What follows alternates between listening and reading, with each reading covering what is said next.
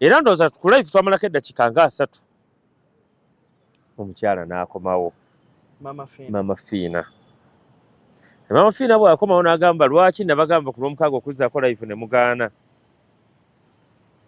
kati yayogera ebigambo bingi ne mugamba maama mbadde nsaba akuddemu kuba omuntu mukulu aye nange wadde nsaba buyambi nange ndi muntu mukulu kambeeko kyenkugamba namugamba maama wange gwe kennyini waŋŋamba bwoti ne bwoti kati ate wali senga mwakuba simu ne muŋŋamba nti njogere nawe nga njogedde nawe ku simu nandibadde nsaako live nagaa nedda nze nakola okunoonyereza ku olwo n'ekizuula nti muli baffere njogera nga ntya Katonda naŋŋamba n'ekizuula nti muli baffere naye ne sente ze nadde ŋŋenda okuwa nazigabidde abalwadde ba kansa emulago kati muli baddembe okusaba be mwagala so akolagana nammwe nakizudde nti muli baki muli baffere bye mwogera tebyaliyo kyampisa bubi nawulira nga ensi yeetooloola simanyi nawulira nga kamunguluza nkutte kuba nali mmazi tinfunye omununuzi kitegeera kati bwagenda era ye olwamala okwogera ekyo n'avaako kati bambi abantu abaaliko teyampa yali agambye SBF agenda kujja tumunnyonnyole mwasibye mutya mwenna abatulaba amanya nze Jonas Ssentongo baniriza ate nateeka omukutu gwaffe omuganzo gwa TD Files gwene yakatwengako genda ddala mu maaso n'okubanga ate osubscribinga eno ensibuko y'ebirungi ate era n'ebyesanyu weewaawo aba A&J Juice baliwo okubanga ate abakuwa juice ow'enjawulo omukamule mu bibala ebiri natural baliwo okubanga ate bakuwa services zaabwe ez'enjawulo ku introduction parties, wedding ceremonies, birthday parties n'emikolo gyonna gy'obeera obeetaazeeko enamba zaabwe ez'essimu gwe n'abeetaaze ziri awo ku screen zaffe wammanga osobola okubanga ate obakubirako ne bakuwa ekyo ekyakabi ku mukolo gwonna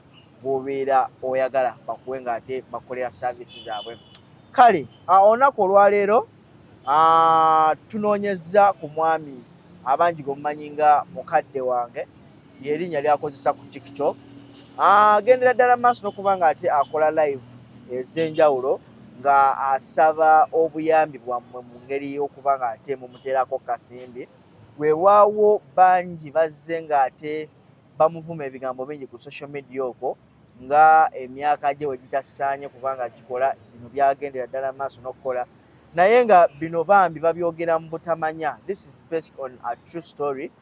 Muzeeyi yeetaagira ddala obuyambi bwaffe tusobole okubanga ate tumukwatirako oba oli awo ave mweno embeera emunyigiriza tomanyi olwaleero kiriwuwe olulala kiriwuwo olunaku olwaleero munoonyezaako asobole okubanga ate atunyumiza ku mboozi ye bw'atya bwe yalabika okubanga atandika okujja ku mukutu guno ogwa TikTok okusaba ku bantu okubanga ate bamukwatirako kale n'olw'ensonga ngenda kuba ate musaba atweyanjulireko ababuuzeeko ate twolekere n'ekituleese olunaku olwaleero mukadde wange kweyanza mukadde wange okwegatta ge maanyi nsibye tanno taata sibye bulungi mukadde wange mukadde wange amannya gange yenze Batte Peter Kakembo mukadde wange nga ndi musajja Muganda naye nga ndi musajja mubazzi era nyina ebbajjiro lyange lye nawandisa mu mateeka baliyita Kakembo and Company Woodworks tekuliko Kagambo Limited eyo business name era naliwandisanga business name mwensinziira okubanga nnoonya ekyokulya. Business eno esangibwa wa ey'ebbajjiro? Ebbajjiro lino liwadde liwangaalira mu town council y'e Bweyale. Bweyale town council eyo esangibwa mu Bunyoro sub-region eri mu Kiryandongo district. Kiryandongo district awo okwata kukuwa eriva e Kampala okudda eggulu. Ndowooza bw'aba bava mu Kampala baliyita Bombo Road kati ate bw'ova eri Luweero ne balifuula Gulu Road. Naye akati otambulira ddala n'otuuka n'oyisa emijeera bw'oba omanyiiwo. Emijeera manyiiwo parkinga trailer empitirivu. Kati bw'oyisa awo ate otuuka Ekigumba kati bw'ova Ekigumba n'olyoka otuuka ate Ekiryandongo ku district. Kati bw'ova Ekiryandongo ku district awo osanga akasente ako bakayita Bweyale Town Council. Kati we mbadde nkolera bw'oba otuuse mu Bweyale Town Council waliwo Equity Bank. Kati kuva ku Equity Bank ate ofuna ku mukono guno ogwa ddyo waliwo Finca Service Center. Kakati awo nga tonatuuka ku Finca Service Center we waliwo omwami atunda embaawo ziri ku kkubo kati akabanda kange awo kabadde kasangibwa. Essebo oli musajja muganda nga bw'otunnyonnyodde. Ye taata. Wasenga otya okuva muno mu Buganda ate okudda eyo mu Bunyoro gy'obadde okolera emirimu gyo? Kadde wange ogende bweyale, kadde wange waliwo ensonga eyantwalayo. Ensonga eyo nandibadde nkikunyonnyola kuba mpanvuko naye ate eyinza okutuwogula naye kangikwistire ku ngulu. Ti nali musajja nga nsiiga langi naye bwe nasiiga langi ne nfunamu akasente ne nnyingiyo omulimu gw'okusuubula embaawo. Bwe nsuubula embaawo ne mbeera nga twazitwalanga nga tutunda eyo ku bizinga esaidi ye Kenya. Naye akati bwe twatunda embaawo olutalo lw'Odinga ne Kibaki oba waluwulirako? Kati lwansanga tuta embaawo zange eyo mu Bajaluwo. Kati mu kutuukayo ate twatuukayo lwali lwa mukaaga sawa dwerabira kati ate bali lwe baakyakalana. Nali nakazitosa twayitanga ku lyato nga tuyita ku Victoria. Mwaka ki ogwo? Ndowooza yalinga 2010 bwe zityo 11 12 awo. Kakati naddukayo buddusi lyato twalirekayo saddayo kuba eryato napangisanga pangise. Kakati ate embaawo nazirekawo tayo nga sina gwe nzirekedde. Era twayita Bususi Kisuumu eyo ne ku nnyanja tetwayita. Twasalinkiriza eri Kisuumu ne tukomawo e Busia ne nkomawo. Kati bwe nkomawo nakaluubirirwa nnyo obulamu kuba ssente zonna ze nalina zaali zimaze okugenda. Kati ne ngenda mu bbanka nalina akayumba kange ke nali nzibye mu buvubuka bwange kaali Kigolunnya oba Kigolunnya omanyiiyo?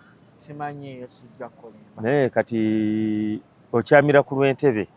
Ogamba Ekiggo? Ekigo okuliraana Kigo Prison Farm. Omanyiiyo ekigandi ogenze n'ogamba Kigolunnya. Kakati akaalo ako abasinga bamanyi Kigo naye akaalo kennyini Kigolunnya iya okuliraana Jenini faamu. Eyo faamu ya mukulu wa prison omanyi Dr. Byabasayizi. Twali bamulirwana kati nayo naawo akayumba kange awo. Naye kakwata ne nkasinga mu bbanka mwaka gwali gwa 14 2014. Kati obusente bwe bampa ne nfuna munnange yanzigirira nti eyo Bunyoro baali baleese baliifujja okuva e Sudaani ti baali balina emirimu gye bakola ng'abantu bagula ebitanda abo obuntu obw'essente etono. Kati ne nkwata ne ŋŋenda nazo bwentyo bwe ntuuka e Bweyale. Essewo. Oyina emyaka ng'emeka? Banzaala 68.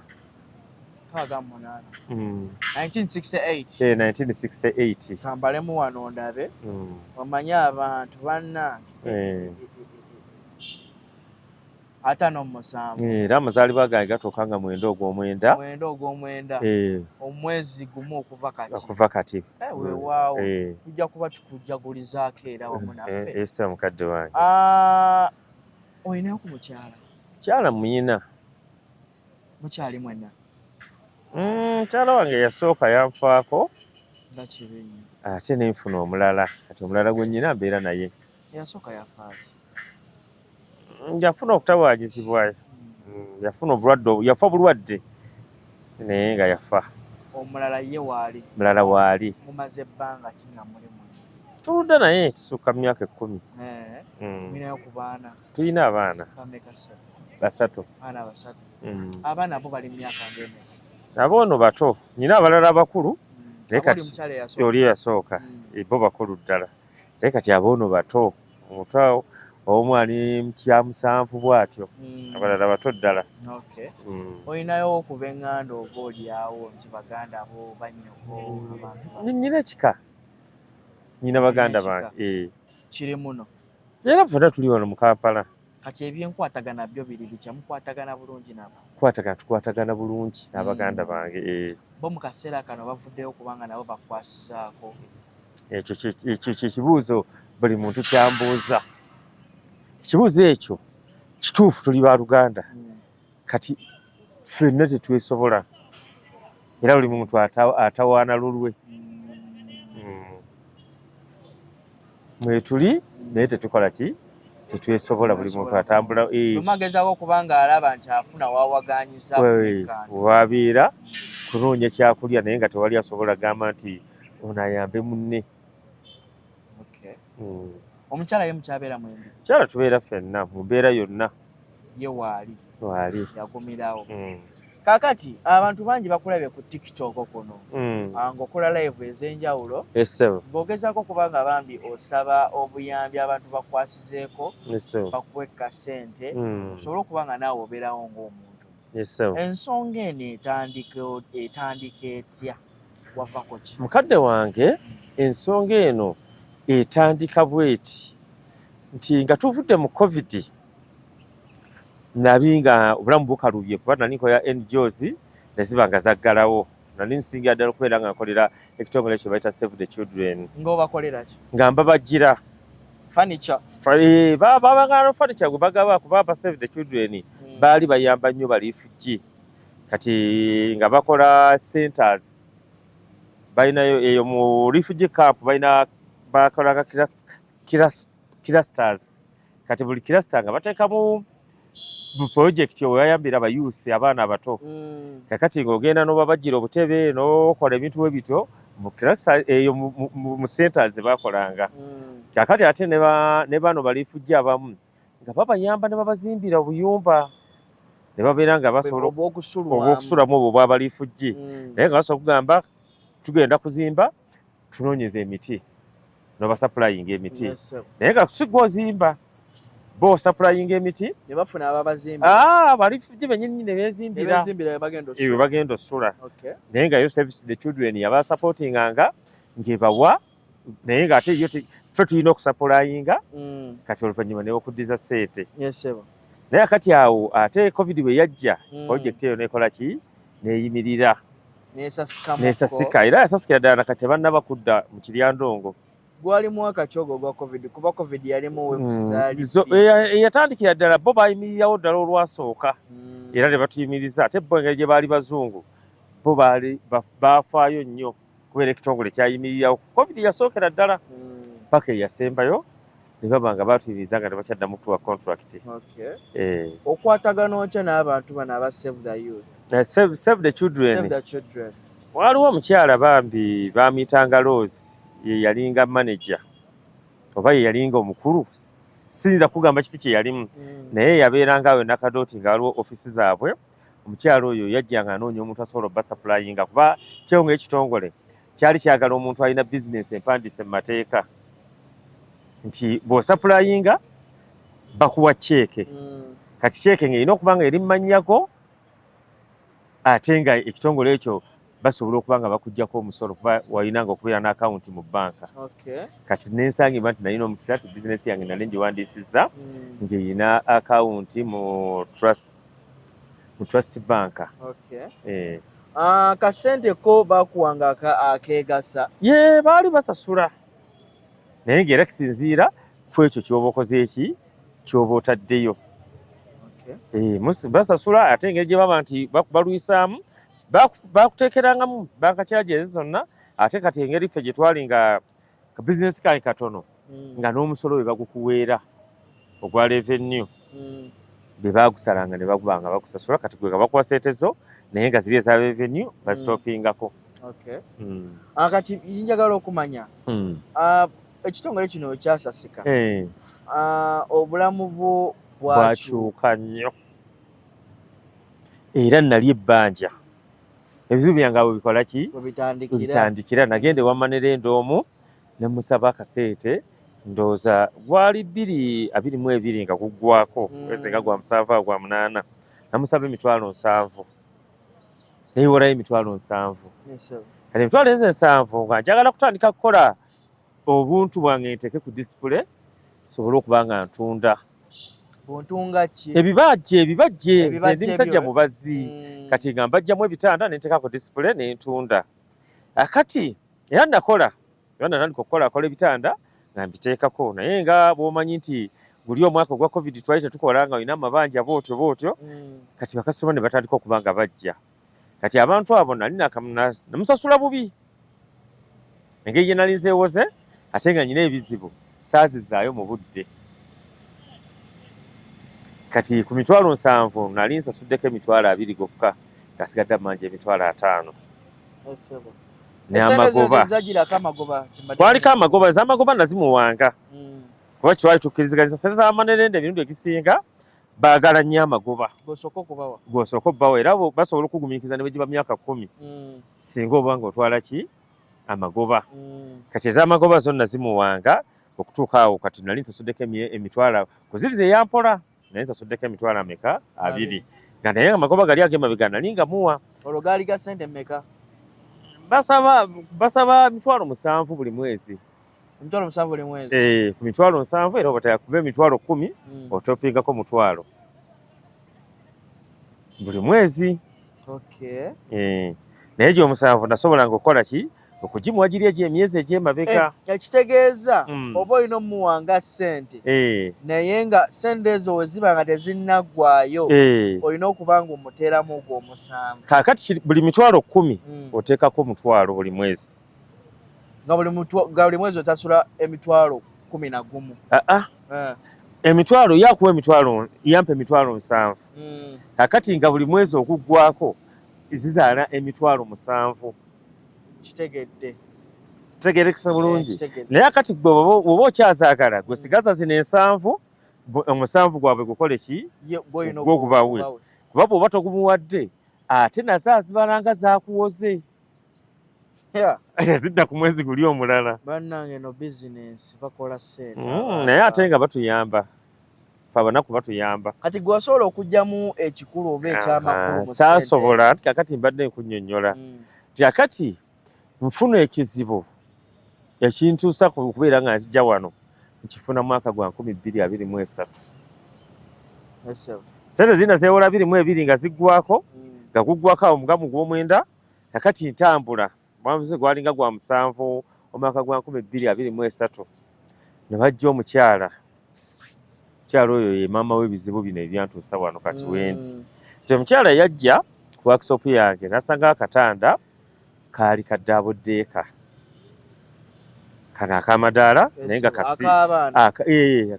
kaddeeka nako nali nkakoze bulungi katunda emitwalo 38 nali nkasize bulungi kuba abantu abadinka abaagala nnyo ebintu ebinyirira kati bwakatuukako nga nali nkatunda emitwalo 38 omukyala ng'alina emitwalo 10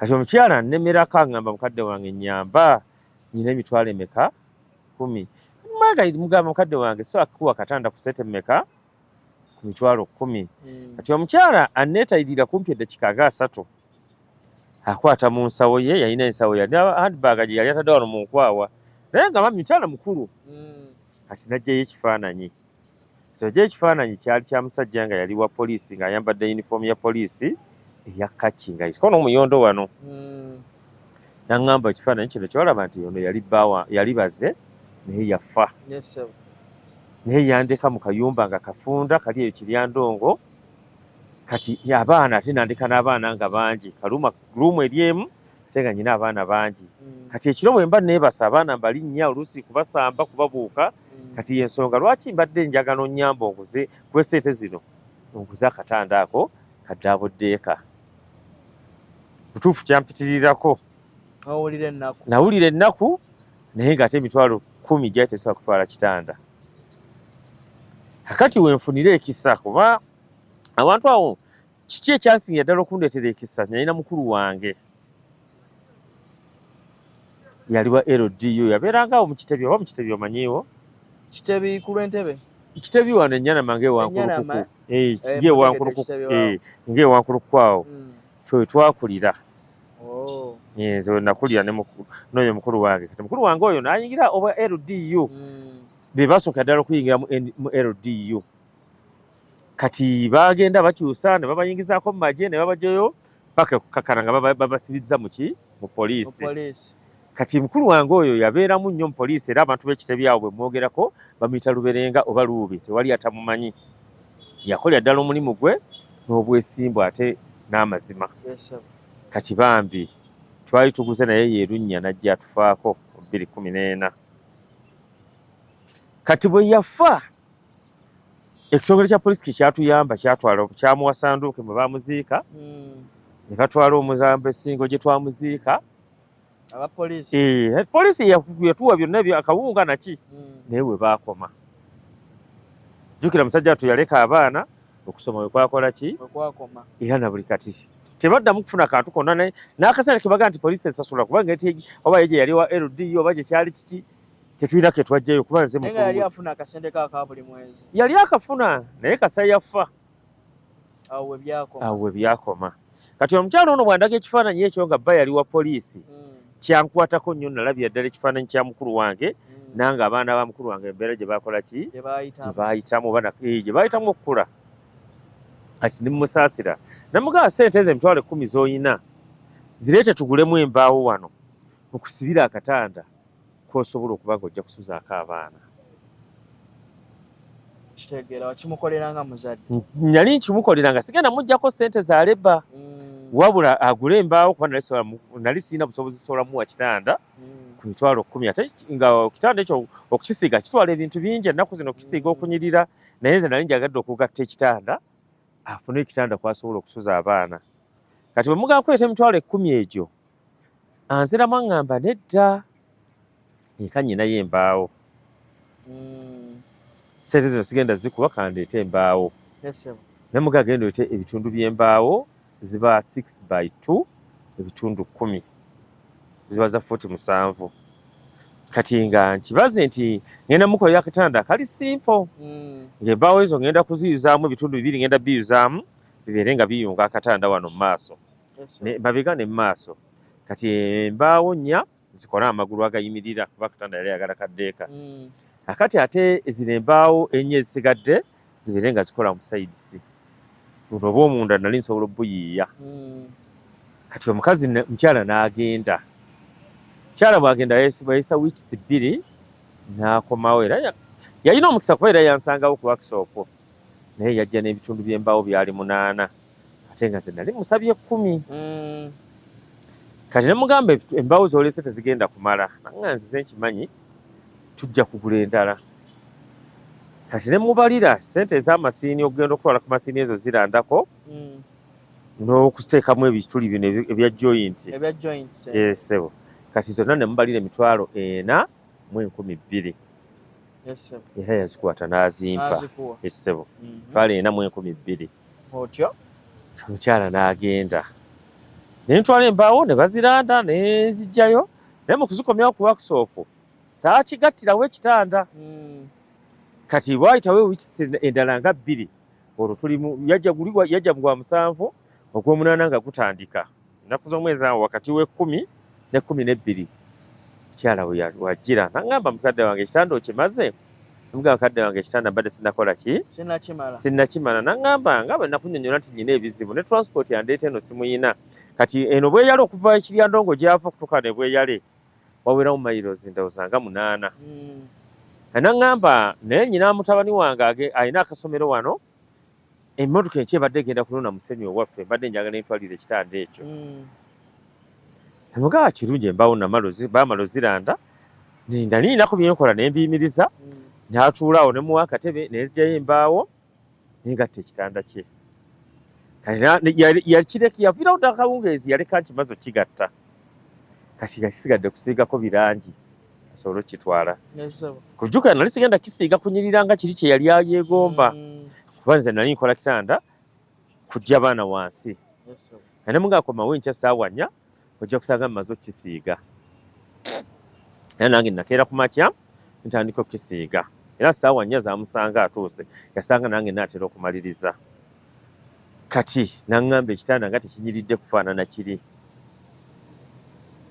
Ne muddamu ne mugamba kino nakukoledde kikuyamba era senga nali wakuwa kinyirira nga kiri tewaali nsonga lwaki nkola kirala nandibadde nkuwa kiri naye wannyonnyola obuzibu bwo kitanda kino nakukoledde n'akasente ke yali akuwadde sente emitwalo 4,12 zaali zaggula embaawo 2 n'okusasula masiini nali siinaako wadde ezigula amazzi teyakuwa za leba nali ngimuwadde bwereere essebo naye teyasobola kitegeera ye yali ayagala kinyirira okyo ng'omunnyonnyola. Kati bwe munnyonnyola ng'akaaya naga nsisobola kutwala kino ekifaanana bwe kiti naleeta embaawo zange njagala kiri kati katugaana okukkaanya ng'atambula. Nze ngenda maaso nakusiiga kuba nali njagala kimala nkwate ebyange ebirala. Kati bw'atambula kuvanga awo kutambulawo katonotono nga wano ne waggulu wali awali hoteeri ennene wali poliisi. Okudda nagenda okuba mukyala yakomawo ne OC side okuva ku Bweyale police station. Nali mumanyi era bwe yatuuka nanneeyanjulira ng'abasirikale bwe bakola n'ambuli ekyali kimuleese. Yajja n'omukuumi we yayimiriranga eri naye nga bonna bali muleeya. Kati n'aŋŋamba tugende ku poliisi tasobola kukolera mirimu gye wano wa workshop yange. Era tutambula ebintu bye nali nkozesa byonna nabireka awo. Tutambula paka ku poliisi. Tutuuka ku poliisi twatuuka bwe twasangawo waliwo abasajja nga banene abaali bamulinze awo. Era bayimirira awo wabweru ne boogera kumpi eddakiika nga 30. Kati bwe bamaliriza n'akyuka n'agamba kozi mwebadde ki ne munnyonnyola nga bwe bikuyitiddemu okuva emabega. Kati n'omukyala n'amunnyonnyola naga n'ayita ofiisa omu ku baali awansi kuba muli wansi n'amugajja ku bantu wano statement. Kati bw'ayita omukulu oyo naye yali muleeya ne mmusaba no OC yazijja ku workshop. Namugamba ebintu bino binkaluubiridde. Ekiba bizze bukola statement ng'omukyala si mulimu nali nnyamba muyambe. Badde nsaba ngende ku workshop ndeete ebintu by'omukyala ono bimuweere wano ku poliisi biggwe nze ngende mu maaso n'emirimu gyange. Omukulu oyo teyali mubi yakkiriza. OC yakkiriza. Era ye namuleka ayingira mu ofiisi ye nange nenkwate ku nenzirawa ku workshop. Tuka ku workshop nensitula ekitundu eky'emabega n'ekyemmaaso. Ndowooza ekitanda kimanyi nti kibeerako eky'emmaaso n'eky'emabega. Yes, n'embisitula zino leero zinenzirekawo. Era abantu bambuuza naye ng'obisitudde nawe bino bituuse bikalubye kanneejune. Saateekako muntu yenna. Ate ekirungi naawe nabisitulira waliwo kamera ya poliisi enkessi. Kuba okukuba waffe waliwo poliisi kamera ya poliisi enkessi. Era nkakasa nti ekifaananyi ekyo yakinkuba. Nembitwala nembituusa ku poliisi. Kati bwe ntuuka ku poliisi ne nnoonya ono gwe bankwasizza mbimulukwase abitikke. Nzireyo ndeete ebisigadde. Kuba kwali wasigaddeyo leyirozi. Kati kanyina omulaga kino kyendeeseeko andage bwe nkiteeka ate nzireyo ndeete ekisigadde. Esebo. Akati omusajja olwandabako yaŋŋamba bugambi gwe muzeeyo olabika ayagala kwebuzaabuza jjamu engatto. Nagezaako okumulaga ebintu nabiteekaawo era ne banne bantunuulya kuba nze nabiteekaawo bwintu ku reception yawe tuyingirira. Nange ajjamu engatto nze sirina na budde bwo. Sinali sirina kyakukola nga nzijjamu ngatto nga nteeka mu sseero. Zaali sabaawo nga zigenda mu 5-6. Nasiibamu paka akawungeezi. Tewali kye yankolako.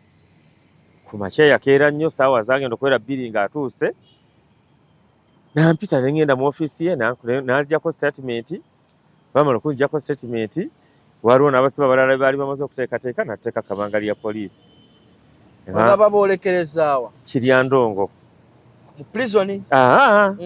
Eno yali police station.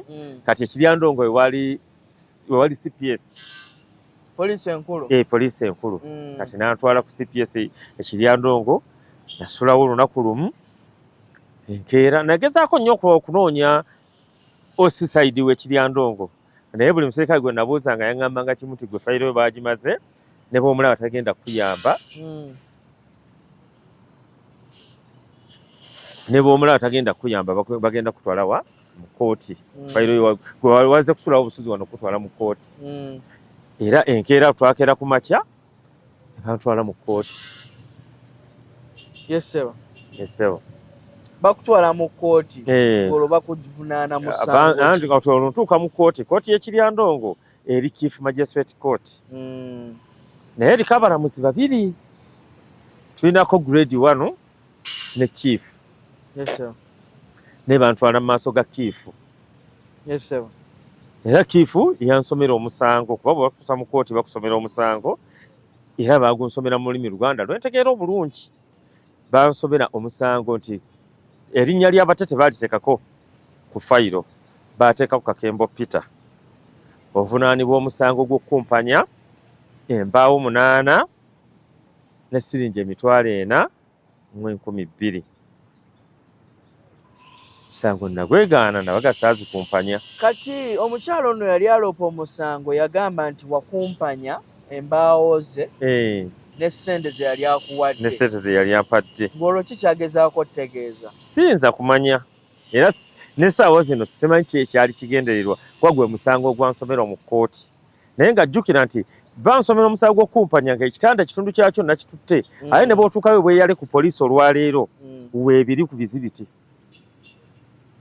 Kitundu ky'ekitanda gye natwala ebyo bye natuusa ku poliisi balyoke banteeke mu kkomera weebiri. Naye ate neewuunya mu kkooti baŋŋamba nabikumpanya.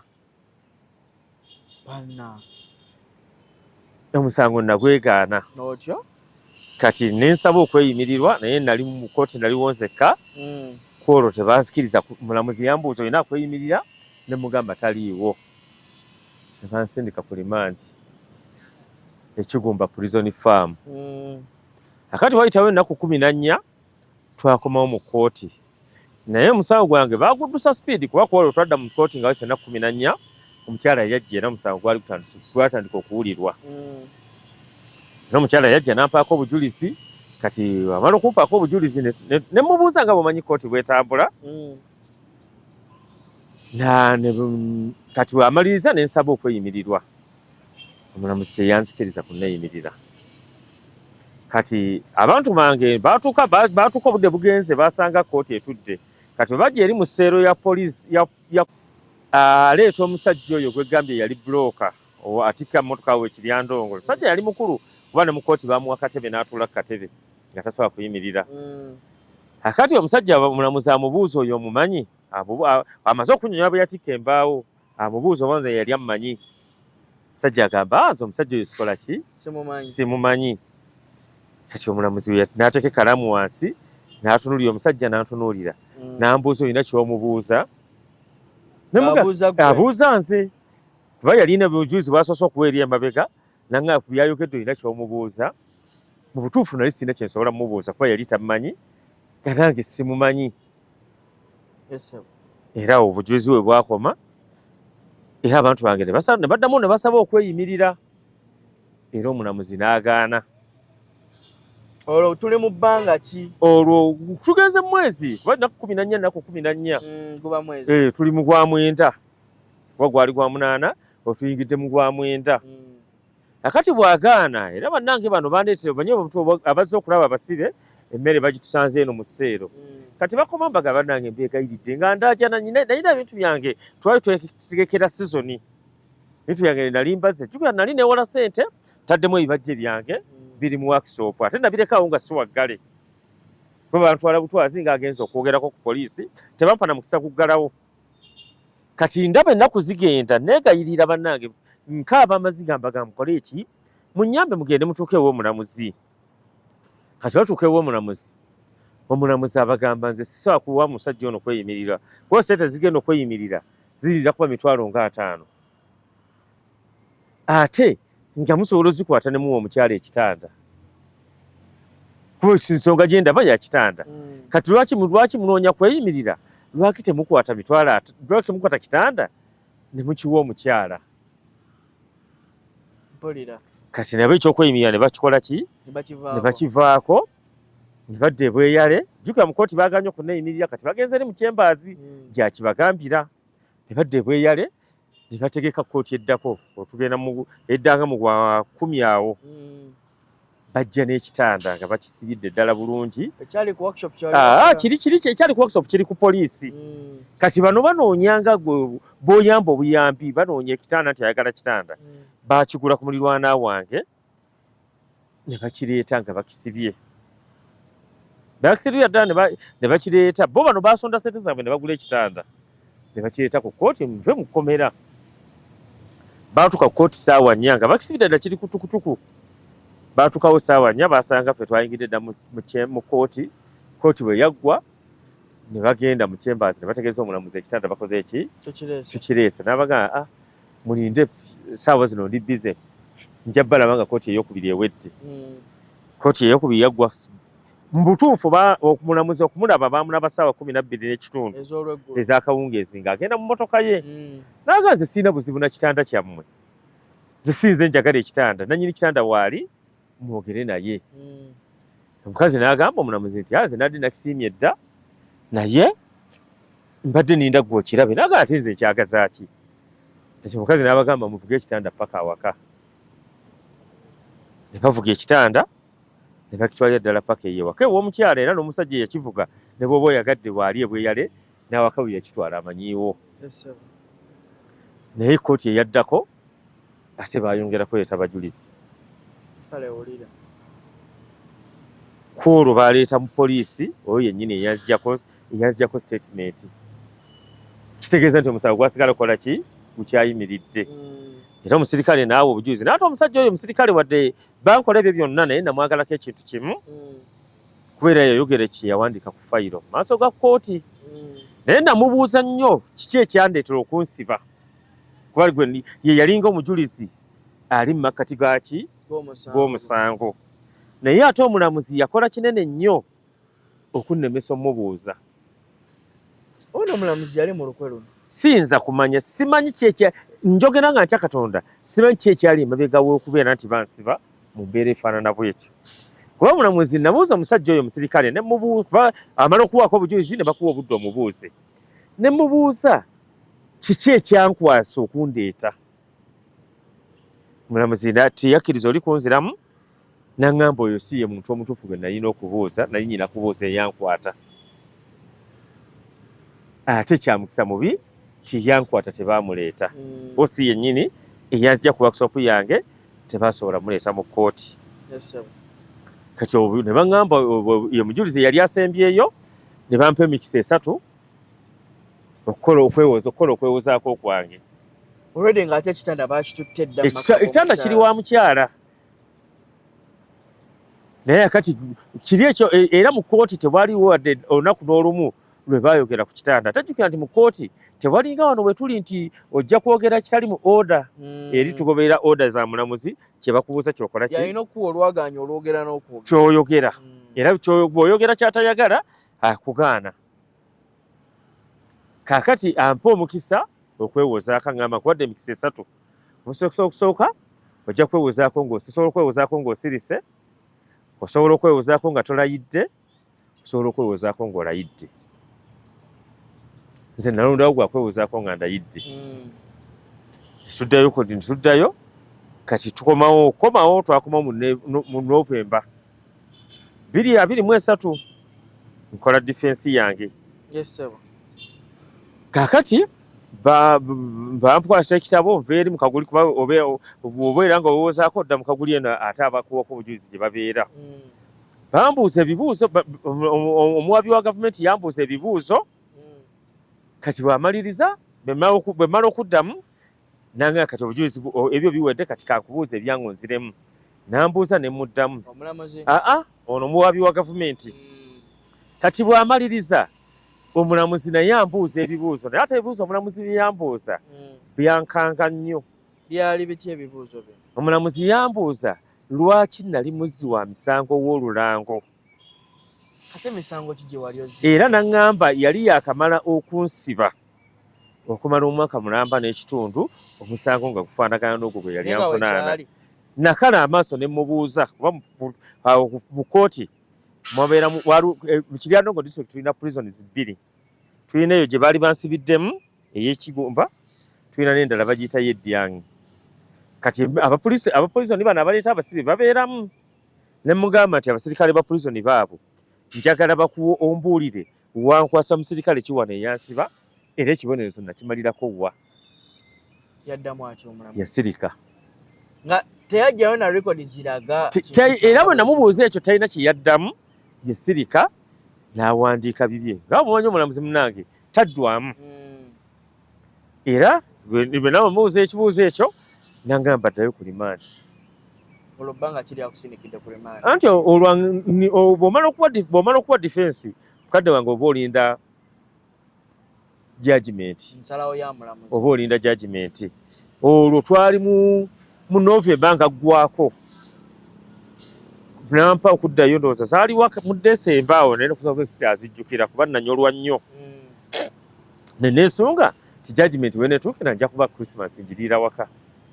Mpulira. Naye okuva lukolo nakola defense yange okudda mu kooti naddayo gwa kusatu ne Christmas ogiriridde ne Christmas nagiriirayo gwa kusatu 224 ate nakyo Katonda yazza bibye bawulire baatuwanga nti rimandi balwadde ennaku 14 okutuuka rimandi ekusanga wano simanyi bali mu high court simanyi bali mu ki buli lunaku wabawo excuse naye gwe eyaffe bwetuuka tetugenda ate enkeera ebeerayo katubeera katemba bano abatagenda ku judgment kooti ezaabwe zibeerawo naye bwe bagenda okuzza naye mwe abalira judgment kooti eyammwe tebeerawo naye Katonda ono nga bw'ayamba era waliwo omwami omu mutendereza kuba ndowooza yali Katonda wange omwami oyo bamuyita Mpagi inspector wa prisons yeyo abeera Luzira abeera Luzira alina emmotoka era atambulira mu motoka kati inspector agenda nga atambula ku prisons Uganda yonna akati ajja ku prison yawe Ekigumba yajjawo omwezi gwali gwa 2 ennaku z'omwezi sizijjukira naye olunaku lwali lwakola lwali lwa 5 naye abantu bonna tebaakola kati atukuŋŋaanya abasibe ffenna batutuuza mu compound ayogera gye tuli kati yasooka n'atunyonnyola kiki yali azza okukola tiye inspector omulimu gwe awuliriza embeera abasibe ze balimu n'abasirikale abali ku madaala aga wansi embeera okunyigirizibwa kwe basanga mu mirimu gyabwe okusoomoozebwa kwe basanga mu mirimu gyabwe kakati ffe yatumiitinga n'abasirikale n'abamiitinga lwabwe naye mu kutumiitinga yalondanga abantu 10 ekibinja ky'abantu 10 mukiikirire bannammwe ku buli nsonga gye yayagalanga okubuuza muwanika emikono n'alonda ye kennyini ye yeeronderanga si ba prison si bano ba ordinance baffe si batondanga naye yali wa prison naye nga ye yalonda gwe wanika omukono n'alonda kati nali n'omukisa yannonda nali wa 3 kati ne munnyonnyola ebizibu bye twalimu kati bwe twamalirizanga kuba bwe wannyonnyolanga nga ye takuddamu wabula kyonnyonnyola kyawandiika naye namba yagiwandiika n'amannyako kakati bwe yamaliriza yatugamba ekigambo kino n'atugamba nti kyali kya nnaku nnyo okuba nti abantu abalina obusango obutonotono nga tuvundira mu kkomera n'agamba nti waliwo kye bayita district security council yebeevunaanyizibwa ennyo ku bantu abo ku mujjuzo gwaki gw'amakomera nti gavumenti yateekawo ekintu kye bayita community service oba waliyo kiwuliddeko okuyamba like ogenda ne mukola emirimu ku kyalo bw'obanga olina omusawo kakati ng'ogwo ogwagwe baali banvunaana baba bakusalidde kikwetagisa kubeera mu kkomera genda okoleyo oba okole ku ddwaliro oba ku ssomero naye ng'ate oli waka naye abantu baali bangi abaali bavundira mu kkomera naye ng'ate community service tebasobola gibawa kakale n'agamba nti agenda kukola kyonna ky'asobola okulaba nga abantu bakendera kuba ekizibu kye twalina eky'amaanyi titwali komera Funda baali balizimbye kubeeramu abantu nga 15 naye twalimu 4 era mukadde wange omukulu oyo bwe yagenda kooti eyaddako omulamuzi yansalira yakusalira ebbanga lyolina savinga wulira mpulira omulamuzi bwansalira ate kyali kyewuunyo nnyo naye Mukama Katonda simanyi oba abalamuzi ndowooza nabo balinga Katonda ne omulamuzi ono erinnya yani omulamuzi mukyala ate newe mandi manyi sobola kulyogera kubanga nga bw'omanyi nti bannamateeka asobola okubonereza mu ngeri gyasobola naye ng'ate asobola okutegeerekeka kuba ye chief magistrate yekka eyali mu Kiryandongo mu budde obwo kaakati omulamuzi oyo ansalira waba agenda okusalira ajjayo fayiro abanga bwe mbadde nkulombojjera atandika ku lunaku lwe wayingira mu kkomera paka ku olwo lwakola gundi naye lwakola defense yo kaakati ebigambo bye yayogera n'essaawa ya leero mbifumiitiriza nga simanyi ddala mulamuzi oyo kiki yali yanjagalako oba namukola ki Mukama yekka y'amanyi yaŋŋamba nti nze nakkiriza mu maaso ge nti omukyalo oyo yampa emitwalo 44 naye nga fayiro bansomera emitwalo 4,200 n'embaawo 8 n'omusirikale eyajja okuwa obujulizi naye kyeyakkaatiriza ate jjukira nti bwe baba bakubuuza mu kkooti bakubuuzayo byennyini ebyogerwa biri ku fayiro kale neebuuza wajja emitwalo 44 nga siraba we gitandikira naye aganze nakkiriza mu maaso ge ti omukyala yampa emitwalo 44 era mu bufunze andagira nkwate emitwalo 44 nziddiza omukyala jjukira omukyala ekitanda kiyina twakimuweera ku biragiro bya mulamuzi naye takyogerako aŋŋamba ebbanga lyansibye lyeryo lye mmaze ku alimandi musango gunsinze ekibonerezo kyange nakisaavinga ebbanga linamala kuki ku rimandi toddamu maaso g'omulamuzi toddamu abula kyaggamba wadde okunyenya omutwe wabula otunula butunduzi nga nkobe era namalawo nenvaawo nenfuluma nemmanya nti kati banzayo ku purizoni kumpa fomu ya kuba nali mwetefuteefu okukola apiiru nali nyigiriziddwa nnyo nga ne kyebansalidde siri mwetefuteefu kikola ki kwata mitwalo 44 zibwa omukyala kuba nali simanyi we ziva nali njagala kukola apiiru omusango guddemu naye ekyanzija enviiri ku mutwe nga bwe ga judgment weto bwe yali ate banteera ku kkooti ng'omusango gwe bagobye banteera ku kkooti tebanzayo mu purizoni kunkolako administration kuba baba bakusalidde a purizoni ng'obadde mu purizoni nga olina okuddayo ku purizoni ne bakuwa ennamba ya convict bakuggyako ennamba ya limandi ne bakuwa ennamba ya convict ne bakuconvictinga ne bakuwa kuba omulamuzi siyamalayo service siyamalayo ekibonerezo kyo purizoni yekonfaminga nti ekibonerezo kikoze eki kiweddeyo n'eryoka ekuwa ebbaluwa ekakasa nti ekibonerezo kyo wakikoze eki wakimazeeko kaakati eyo ebbaluwa saagifuna ate kuba judgment yalimu ebitundu paati mmeka waliwo paati omulamuzi gye yalina okukola yali ampadde okuddira omukyalo ono muddize ssente z'emitwalo 40 emeka eyo yali court order ng'ateekeddwa kuba omulamuzi bagambye court order olina ogisayininga kuba ebeerako obudde obugere teyagimpa oba ontegeera bulungi tampadde court order nti ngenda kusasula bwenti abasale tezitwalawa naye akiŋŋambye wali mu kooti ruumu oteekwa okuddira omukyala omusasula emitwalo 44 tebayi kapapula konna ke bampa wabula natambulanga omusango gwe bagobye kuba omusango gwe dismiss tebalina kipapula kyonna kyebakola ki kyebakuwa akati bwe nfuluma bano bannange baali banindiridde wabweru kati bambuuza baba bawulira ensala bambuuza ate omulamuzi ekitanda nga takyogeddeeko ate tuyagamba kusasula tugende mu chambers mbagamba sobola kulinnya muki wadde eddakiika eki era nze national ID yange ne risiiti yange baali babireese kuba nali njagala kubikozesa ng'obujulizi nga nkola defense byali bisigaddeyo ku purizoni naye mbaga munyambe mupeka transport ngende ku purizoni njeyo ebipapula byange naye mukozesa mwe mwamuwa ekitanda mugende mwogere naye neŋŋenda era nabasanga eri bweyale nga baŋŋamba abagambye nti ekinsasizza ebbanga eri ettono lwakuba omukyala twamuwa ekitanda naye adajja kunsiba emyaka nga 3 naye mbagamba naye nze kyesigenda kukola omukazi sigenda muwa ssente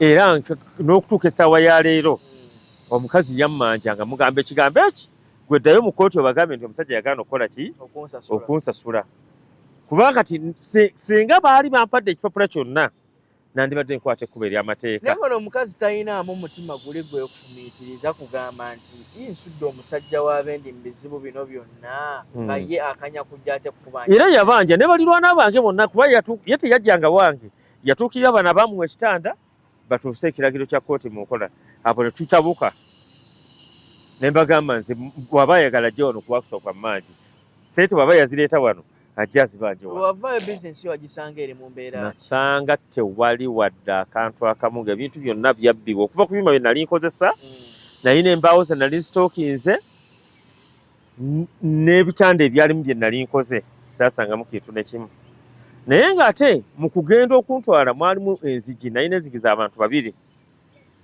waliwo omusajja omu Reverend Bishop waba Seven Seed akolera eyo Kenya yali yanguzeeko enzigi 3 nga mpadde ne kufulu nali ngenda zisima ntekemu kufulu nzitwaleyo ezo bazitwala ne kufulu ze ne bazitwala.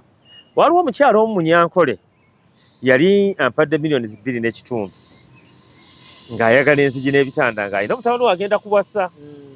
Kati omukyalo oyo bambi ye teyasobola nagumiikiriza era yajjanga ku prison ng'ajja okummanja okulaba kubanja bintu bye.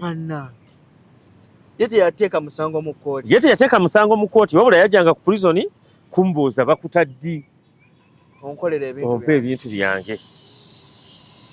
Era bwe bantabwe nti mikwano gyange sente ze bansondera kulikayo nazikolamu enzigi z'omukyala n'enzimuwa. Zaali sente mmeka ze bakusondera? Bansonderanga ampadde embaawo akodde kisaawe kuwulya wetandikira ng'entandikwa naye ate mu kifo ky'okugijjamu entandikwa nagisasula bbanja. Basasula mabanja.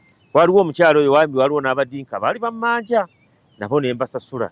Kati jjukira bantange ennaku z'omwezi 6 omwezi ogwokusatu omwaka 2024.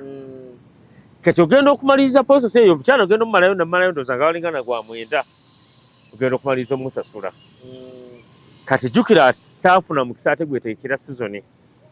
Baffe ababaze sizoni yaffe ya December abantu mwe bagulira ebintu kakati mwe bagulira ebibajje. Kati sizoni egenda okumpitako eya December nga siina ate nge bwe yali nali mu nnyumba mpangise. Ye ewakawo wasanga wali mu mbeera ki? Ate kyanyamba mukyala bambi ebbanga lye bansiba baalina ebizibu ne waabwe Wakiso kati yali azze ne Wakiso teyaliiwo ku Wakiso kwa wakati teyaliiwo n'ennyumba nagisangawo nga landlord atukuumye kubeera bwe yamanya ati bansibye ye tasobola kudda eno kuba nze nali nkola ekyokulya. Kati landlord yakusaba ssente za bbanga yansaba kuba ennyumba nsasula $10,000 tusasula emyezi kwota ya myezi 3 naye bano bannange bannyamba leero n'ebbanga abantu bannyamba naye nga bw'omanyi nti alina ebizibu byali bingi. Kati egyo emyezi yonna okutuuka mu December nasobola okubeerawo naye December ng'ewedde jjukira tuba tetukyasobola kutunda abantu baba bali mu kuddusa abaana baabwe mu masomero. Kati awo obuzibu bwe bunkwatira December okuva mu January omwaka guno nakaluubirirwa nnyo. Ennyumba eweddeko bamanja tusasula kwota ya myezi 3 kutuuka mu Gwokusatu ssente siina zisasula oli manerenda manja olusente zaali zirinnye zituse kakadde kamu $52 ayagala ssente ze. Landlord wensula abanja wenkolera babanja. Kati amagezi we ganneesibira kati ntuuka ku muvubuka oyo annyambako antunuulira abasonzi oyo gwe antu kati nzija ku TikTok olwo TikTok kati ogitandika bwe ntyo. Akati ono omuvubuka antunuulira bambi yalina akawunti ye ku TikTok nga yabimanye bya TikTok nanga naye muzeeyi okuyamba kwange ngenda kuyimiriza akawunti yange oleete essimu ennamba yo nkugulirewo akawunti ku TikTok njituuze ku simu yange kubaza essimu yange gye nnyina nyina tesobola kukola TikTok. Kaakati akwata awandiisa simanyi wakikola naye yakiwandiisa mu layini yange MTN agulawo akawunti eya TikTok akiteeka ku layini ye ate layini ya Airtel. Kakati atandika oŋŋamba tujja kutandika okwogera ku birigenda mu maaso mu nsi gwe kennyini nnyina okukwata ebifaananyi nga gw'oyogera abantu bakumanye. Bw'onooweza abantu 1,000 ojja kuba osobola okubeera nga okola live. Akati ebiseera ebyo nga nebyenjogera sibitegeera kuba kwalinga kweyogeza oyogera n'obo tubayogera nabo tobategeera tobalaba naye gwe banyumize nga bonyumiza. Bambi yanteekateeka nnyo. Kati ekiseera ekyo waliwo akalulu kannalukoola akeekawempe tukwogerako tunyumya ebibadde bw'obiraba ku TV bw'ojja bw'obyogera wano ogeraga nti bakuwagiddeyo bwe bati bakuwagiddeyo bwe bati. Akati waliwo akalambo ka KFC ekola akalango abatunda enkoko baddira omusajja ayingira oba yayingira mu mazzi oba yayingira mu ki bajjamu ekifi ky'enkoko. Omuntu yayingiramu yali muntu ate bafulumya kifi kyaki enkoko yeefuluma. Kakati aŋŋamba gwe kanyumyeko emboozi akantu ako gwe nga bw'okalabye nyumya abantu baayagala akantu ako ngenduka kanange namba gye nali njagala ekoze eki kantambuza ne katuka mitwalo nga 2 abantu abakalaba kati kabeera nga kasobola okumpa following entuusa okukola ki okukola live kakati nenzijja ku live etandika okunyonyola eno ne live nayo teyali nyangu kuba kati wali wenkolera waliwo abantu bambi abalinawo bizinesi zaabwe kakati ate nga twali mu kyalo tuvaayo tujja mu kagadeni nga kano naye nga bwomanyi gadeni y'omu kyalo nsiko ebiyembe ate abantu bagamba muzeeyi waze kutubba wekwe bananga abantu baavu maasi naye ng'ate ono aŋŋambye nti bw'onootya okuvuma tojja kufuka ate nga sikyalina kuba abantu bange bwennyininyini bali tebakyasobola kundabirira jjukira abaana basoma ne school fee era omwaka ogwo ttaamu eyo tebagisoma abaana bali mu bibiina ki kuliko omukulu ali mu P7 era agenda kufuula mu mwaka guno P7 kati amuddirira ali mu P5 kati ate omuto akyali muto ddala otyo ng'otandika kola kakati nga tukola naye kwolwo olunaku lwe twakola bambi waliwo abakyala baali 2 akuba bambi amannya gaabwe saagakwata twakola live twagitandika ssaawa 4 paka ssaawa 6 bajja bwe boogera naye byali bineewuunyisa kuba ono yanga ogenda kola live naye ogenda kunyumya n'abantu naye tuli mu ketutudde awo ate essimu agintunuzaamu bw'ati ye yalaba abali eri naye nze nnyumiza kamera kati bwamukwata nanga yogera n'oyo yogera n'oli gendo kakati kwajjako amukyalo omu yasookera ddala yampa emitwalo 3 era nakyewuunya nnyo omuntu atakulabangako n'akwata mu nsawo n'akuwa emitwalo 3 era nazo kakati awo bwavaako bambi omukyalo baali 2 era bajjira kumu omukyalo owookubiri yampa nusu 6 kati bwe mwebaze nnyo n'ayongerako 6 yatuwa 6 emirundi 3 live eyasookera ddala era sente zitwasooka okufuna kakati enkeera twajja n'amaanyi najja nga tandise okufuna essuubi live eyaddako enkeera kwaliko omukyala kwagirako ddala abantu bangi kuba twawezaako abantu nga 50 kati ne banyonnyola ebizibu byange naye ekyali kisinga okunnuma yali nnyumba landiroodi yali andi bubi kati abakyala abo abajja baŋŋamba nti muzeeyi wategedde ti sente z'ennyumba tugenda zisonda era teziddamu kukola ki kutawaanya ku olwo baazisonda mu nnaku 2 emitwalo 3 nnaku 3 emitwalo 3 bali bamaze okugakola ki ogansondera yaye tuzikwata netugenda netusasula landiroodi akati netukomawo kakati mu kukomawo tutandika okubeera nga tutambula bwe tutyo naye waliwo omukyalo omu nambi sandyagadde kumwogerako naye ate bw'oba oyogera gyenvuddewo ekintu okusoomozebwa kubaamu naye omukyalo oyo nsaba munsonyiwe simulumba bulumbi naye nnyina omwogerako ki ekyabeerawo kuba mu life history ya TikTok sisobola kumugjamu kati waliwo kwetutuulaawo abantu bagamba banaye Rosette wuuyo bejja ennaku nga 3 oyo gwe bayita Rosette ow'omukyala Mama Fina nze simumanyi bagamba Rosette wuuyo banaye muleete Rosette olwasooka oyo amuyita teyajja n'olwokubiri bamuyita takola ki tajja kati ku mulundi ogwo ogwokusatu bwe bagamba nti Rosette wuuyo abantu baawera mangu ne batuuka mu bantu nga 3 abaali ku live eyo akati oyo bayita Rosette bwajja atugamba bannange Mama Fina azze yagenda okwogera sinze ngenda okwogera kati omukyalo oyo gwe bayita Mama Fina bw'atuuka ku live nategeera nti mu nsi mulimu abantu Katonda beeyawa kuba live yaffe yabeeranga kuli nga buli muntu ayogera nga bw'akola ki nga bw'ayagala kati bw'ajja abantu bagayazazaze yayogera ekigambo kimu yagamba mwenna musirike mwenna mwemyutinge lwensooka n'okulya ekigambo mwemyutinge nga tomanyi kyekitegeeza simanyi kyekitegeeza naye nagenda okulya nga TikTok ng'essimu yonna esirise kye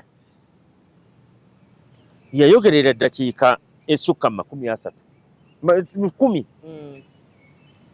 Nambulya nanga muzeeyo oli musajja mukulu kali yampa ekitiibwa nambulya bigambo nga bizzaamu amaanyi naye naŋŋamba lwo abantu baali bamaze okusonda ssente nga tuwezezza siringi kakadde zonna ze baali basonze naŋŋamba nti nkuwulidde wazze wano ng'osaba miliyoni 6 naye miliyoni 6 ŋŋenda zikuwa naye ngenda kukuwa ekiragiro eki kenkuwulira ng'ozzeemu okukola live yonna ng'osaba ssente nja kukukwata nkusibe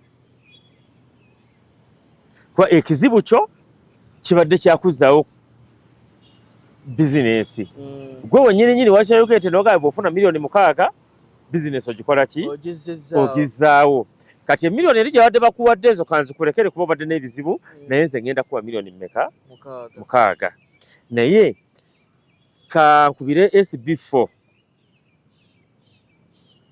yagenda okujja akakasasusa akuwa ssente nga sifunye puruufu tibakusiba era twali ku live okwo n'akubira OSB4 OSB4 n'amugamba ndirira era ono yamugamba wangambye wagenze erira toyita Kiryandongo ng'ova erira luli n'amugamba wempita lunaku lwali Lwakutaano n'amugamba ogenda kuvaayo ddi nti mbagenda kuvaayo ku Sande n'amugamba sulayo wagenze ne kamera n'amugamba kamera twagenze nayo n'amugamba waliwo erinnya ly'omuntu gwe yagamba lya Kisiraamu n'amugamba abagenda kuvuga emmotoka entono ne Roseeti bajje ne miliyoni 6 bajje Kiryandongo mukole interview ku musajja oyo kasita mukizuula nti kituufu byayogera bituufu miliyoni 6 mukole ki muzimuwe era naŋŋamba nva ku live eno toddamu wadde okukola vidiyo yonna wadde okulaba nga oli ku mukutu gw'omuntu yenna ng'oyogera ekigambo nti nsaba ki nsaba buyambi kwolwo yatuuka tetunnaba kufunayo wadde atuwaayo 1000 naye jjukira nti musente bwe twafunanga ku live ng'ate bwenzira yeka kwe tukola ki kwe tulya kaakati nkwata ekkubo tuddayo ewaka era lwavaako bw'ati omuvubuka bambi naye yatya n'ajjako live yatudde awaka netandika okugenda nengenda nempakasapakasa mu bannange kaakati enkeera lwali Lwa 6 ssaawa nga 4 waliwo Masini we nnali ngagenda okuba muvubuka ajja ne piki Misinde nga muzeeyi yanguwako batugaye tuddeyo ku live emuga oli mulalu nagamba waliwo omukyala baali bamuyita Mwiza era yatugatta ku Roseeti nagamba Mwiza agambye jangu tukole live mama Fiina atwagala essaawa ne mugamba bo batonja tusibya sisobola kugenda mu maaso ga kamera ng'omukazi oli mama Fiina muwuliridde ebbanga ddene kyayogera kiba kiragiro kakati kwolwo ne luggwa enkeera ku Sande omuvubuka ne mwekweka bwekwesi nga atayirira Mwiza agambye tugende ku live ne muganze nga mande tennatuuka sisobola kukola live yonna sewagenda mu maaso ga kamera kuba nti yakkomera oli ovuka tebamusibangako naye kye nayitamu mu kkomera nze gwolaba nalwalira mu kkomera nagenda ndi munene bwe nti naye navaayo nga tosobola kuntegeera kati nga neewala nnyo okunzizaawa mu kkomera nakati ku Mande baali batugambye essaawa 5 era nze nakeera ne nnongoosa workshop yange nga nninda bagenyi kakati essaawa ziwera ssaawa 5 omuvuka ngamba Mwiza agambye tugende tuteekeko live katukkirira twateeka mu kasaka kaffe we twatuulanga omuvuka ateekako live abantu bawera mangu era ndowooza ku live twamalako eddakiika nga 3 omukyala n'akomawo Mama Fiina Mama Fiina bw'akomawo n'agamba lwaki nabagamba ku Lwomukaaga okuzzaako live ne mugaana kati yayogera ebigambo bingi ne mugamba maama mbadde nsaba nkuddemu kuba omuntu mukulu aye nange wadde nsaba buyambi nange ndi muntu mukulu kambeeko kyenkugamba namugamba maama wange gwe kennyininyini waŋŋamba booti ne booti kati ate wali senga mwakuba simu ne muŋŋamba nti njogere naawe nga njogedde naawe ku simu nandibadde nsaako live nagaa nedda nze nakola okunoonyereza ku olwo n'ekizuula nti muli baffere njogera nga ntya Katonda naŋŋamba n'ekizuula nti muli baffere naye ne ssente ze nadde ŋŋenda okukuwa nazigabidde abalwadde ba kansa e Mulago. Kati muli baddembe okusaba bimwagala. So akolagana nammwe nakizudde nti muli baki? Muli bafere. Bye mwogera tebyaliyo. Kyampisa bubi. Nawulira nga ensi yeetooloola. Simanyi nawulira nga kamunguluza nkutte kuba nali mmazi tinfunye omununuzi. Kitegeera. Kati bwagenda era yo olwamala okwogera ekyo n'avaako. Kati bambi abantu abaaliko teyampa yali agambye SB4 agenda kujja tumnyonyole. Kaakati ate kwolwo nnyini ku Lwokutaano nfuna essimu okuva ku prison eri bambuuza omukyalo ono eyajjanga wano kuba bambuuza mukyala wo lwaki teyajjayo bintu wali. Nabanyamba mukyala wange yali Kampala yali Wakiso kuba muzaala Wakiso. Kati yasobola kujja kuggalawo bintu byange. Kati omuntu ambuuza nga ali ku prison eri ti lwaki omukyalo ono ate yajjanga okulaba ye yabanga anonye eki nabaga omukyala yalinga azze kummanja. Kakati nendowooza nze nakitwala nti SB4 baye yaliyo baani saamanya. SB4 yayitayoko ku simanyi kuba teyajja era simulabangako. Naye ate omukyala azze ku live agambye yakoze okunoonyereza era kikakasa nti nali muki mufere tasobola kumpa ssente ngende bwenfuna abanyamba bakole ki banyambe. Kakati bwagenda abantu batandika okujja ku live tetwakigalawo kuba yali atugaye mugende mu maaso n'okusabiriza naye nze sigenda kuba wadde 10 kuba muli bafere. Kati abantu bangomya bangamba muzeeyi guma nga bwe wazze TikTok tebeerako muntu omu genda mu maaso. Kakati kwolwo tugenda mu maaso ate akawungeezi live bagiripootinga bagiggala eyange. TikTok yagigala ennaku 3. Ate era twakomawo ate era baddamu bagiggala ennaku 3. Kale twatawaana nnyo. Wali ali emabega waakyo alipootinga akawunti yo batere bakuggali. Sibimanyi era sinza kubayiriza nti obaani. Nedda mubaamu abantu abalala nga ye alaba n'akola ekintu ng'ekyo. Naye ate kutuusa Katonda lwe yannyamba neeterera kati ennaku zino tebakyakola ki? Tebakyagiripootinga era tutambula. Naye mu kutwaliza abamu abantu babadde bagenda banziruukirira. Kati awo wensinziira nensaba abazira kubanga ssente zensaba tezinnaba kuwera. Wasaba ssente mmeka muzeeyi? Ssente ezo nali nsaba nga ndi bweyale. Naye ku TikTok kuno kuliko abantu ab'enjawulo abajja bakutuukira n'ebbanka kati lyemaze kuba najja gwakuna. Kati tugenda tuli mu gwa 7. Abantu bazze bampa amagezi ne baŋŋamba bweyale sijja kusobola kukolerayo. Kuba kati neetaaga nkyuse ekifo nkomewo wano mu Kampala. Kakati mu kudda e Kampala nafunye ekifo ebwayisaawo. Naye ekifo eky'e Kampala kya bbeeyi kya $55 omwezi buli mwezi. Kati ekifo ekyo ssente zabadde bansondeddeko nesobodde okukisasula. Kakati noonya za working capital okuba nti ntandika okuteekamu ebibajje bessebo. Kati ezo nkubira omulanga asobola okunziruukirira nziruukirire mbeere nga ntandika okukola. Kuba ekifo kyo nakisasudde naye ate sirina bye ngenda kuteekamu. Kale abatulaba abalungi ndowooza emboozi ya muzeeyi mugiwulidde. Okusomozebwa okw'enjawulo kwonna kwayiseemu, yasibwako, avudde mu kkomera, anoonyewo okutandikira talabawo.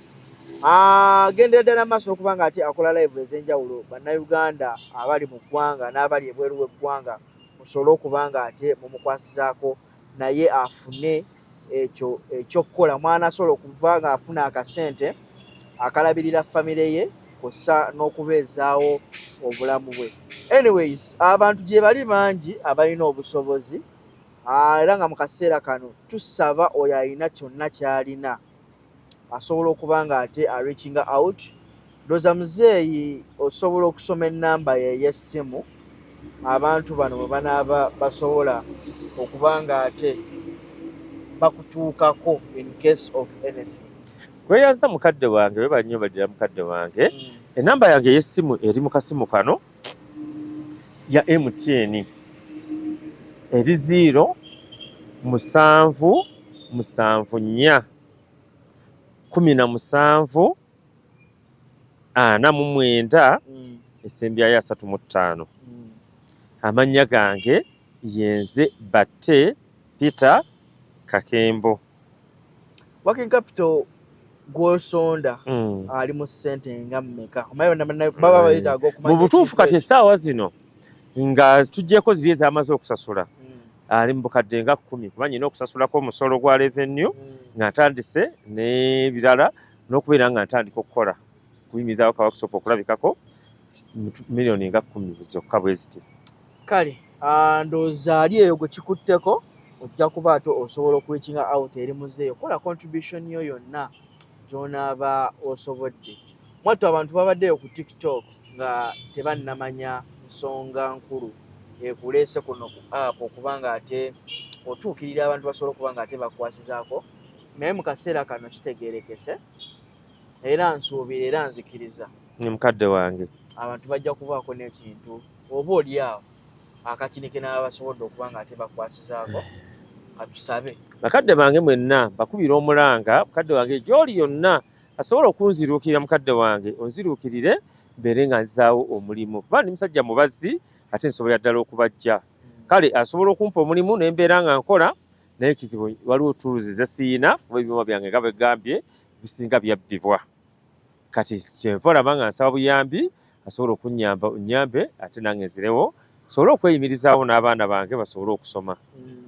Waawo mukadde wange. Kale n'olw'ensonga ngenda kuba ate mbasibulya wano nze Jonas Ssentongo. Tubadde ne mukadde wange amannya gakozesa ku TikTok bw'atyo bw'alabise olunaku olwaleero. Nkoze ne Lawrence camera mubeere bulungi mweraba.